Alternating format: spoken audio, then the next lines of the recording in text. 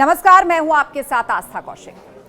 Israel और Hezbollah के बीच cease fire हो गया है। दुनिया भर के अखबार इस समाचार से भरे पड़े हैं, लेकिन सवाल यह है कि नेतन्याहू इस सीज फायर पर कब तक टिके रहेंगे और क्या यह सीज फायर कोई बड़ी साजिश का हिस्सा तो नहीं है। ये वो सवाल हैं आज पूरी दुनिया में सोशल मीडिया पर जो छाए हुए हैं। खबरें आ रही हैं इजरायल सरकार और लेबनान की सरकार सीज फायर को तैयार हो गई है, लेकिन इस बीच हकीकत यह भी है कि सीज फायर से ठीक पहले हिजबुल्लाह ने एक बार फिर से 250 रॉकेट फायर करके इजरायल को जबरदस्त नुकसान पहुंचाया है। इजरायल के 10 शहरों पर कई जगह धमाके हुए हैं और बताया जा रहा है कि इन धमाकों में कई लोग घायल हुए हैं।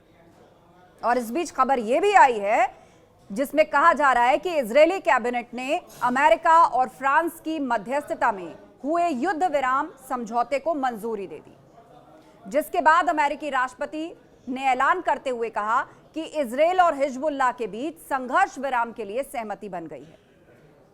अब इस सीज फायर की शर्तें क्या है वो भी समझ लीजिए।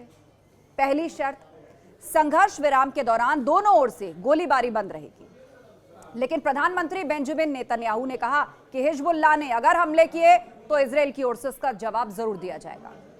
दूसरी शर्त, इजरायली सेना दक्षिणी लेबनान से वापस आ जाएगी।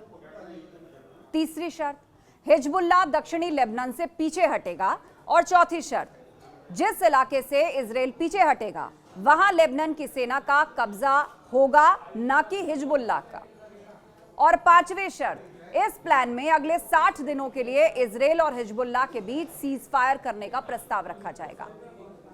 इन 60 दिनों में दोनों के बीच स्थायी तौर पर सीज फायर को लागू करने के लिए काम किया जाएगा। पर अब सवाल यह है कि क्या यह सीज फायर सफल हो पाएगा। एक बड़ी हकीकत यह भी है कि लेबनान में लगातार इजरायली सेना के ग्राउंड ऑपरेशन को झटका लग रहा था।